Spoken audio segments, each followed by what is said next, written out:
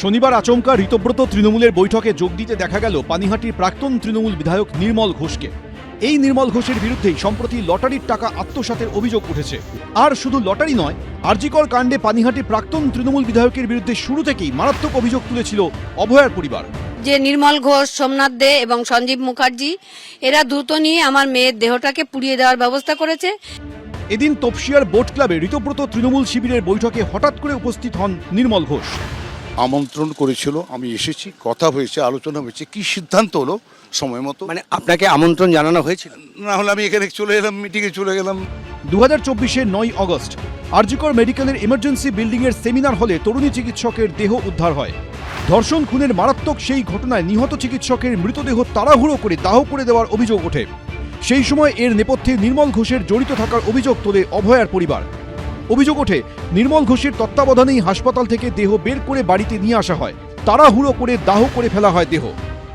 2:10 সোমনাথ দে কোর্টে হসপিটালে পৌঁছেছে। রাত্রি 7টার সময় আমার মেয়ের ডেড বডি গাড়ি নিয়েও আমার বাড়িতে ঢুকেছে।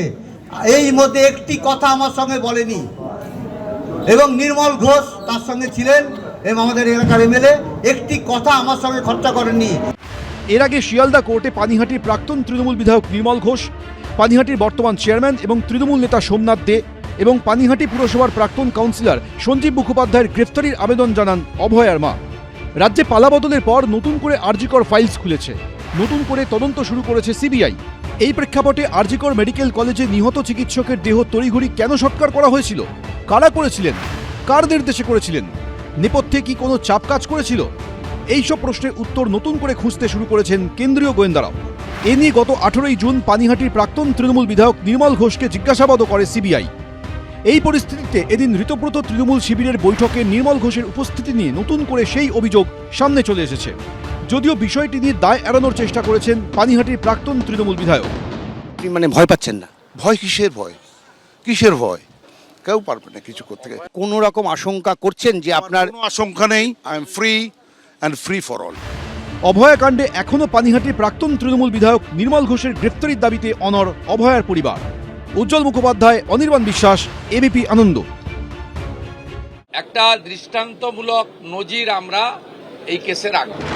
গত শনিবার 4 জুলাই ছিল বিভীষিকার সেই রাত। ক্লাস 6-এর ছাত্রীর ওপর ভয়ঙ্কর নির্যাতন, সংজ্ঞা হারালে জীবন্ত ফেলে দেওয়া হয় পুকুরে।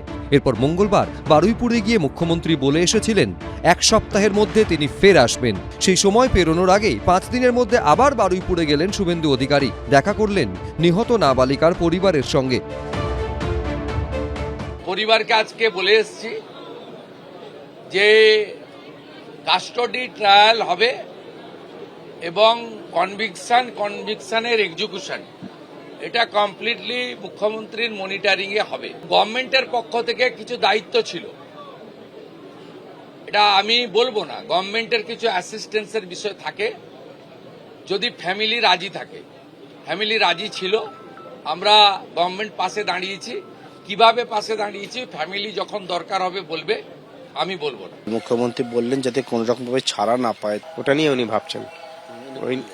ওই নিয়ে কোনো সন্দেহ নেই, ওই নিয়ে ভাবছেন। দোষী যে আছে, দোষী মানে দুষ্কৃতী, ও তো শাস্তি পাবেই পাবে। বুধবার রাতে এনকাউন্টারে মৃত্যু হয় বারুইপুর কাণ্ডে অভিযুক্ত প্রভাস মণ্ডলের। পুলিশ সূত্রে দাবি, নাবালিকাকে গণধর্ষণ ও খুনের ঘটনায় প্রধান অভিযুক্ত প্রভাস মণ্ডলই সেই কালপ্রিট। ঘটনায় জেলবন্দি রয়েছে আরও 3 অভিযুক্ত। শনিবার বারুইপুর থেকে অপরাধ দমনে কড়া বার্তা দেন মুখ্যমন্ত্রী। যে কার্য হয়েছে হিনিয়াস ক্রাইম, এর পিছনে আমি মনে করেছি বেআইনি মদের ঠেক, বেআইনি গাঁজা, চরস, মাদক, এটা একটা বড় কারণ। আপনারা পুলিশকে ইনফর্ম করুন, গোটা রাজ্য জুড়ে ডিজিপিকে বলবো আগামী 2 সপ্তাহ স্পেশাল ড্রাইভ দিন। শুধু নিহত নাবালিকার পরিবারের সঙ্গেই নয়, এদিন বারুইপুরে গণপিটুনিতে মৃত যুবক ইন্দ্রজিৎ মণ্ডলের বাড়িতেও যান মুখ্যমন্ত্রী।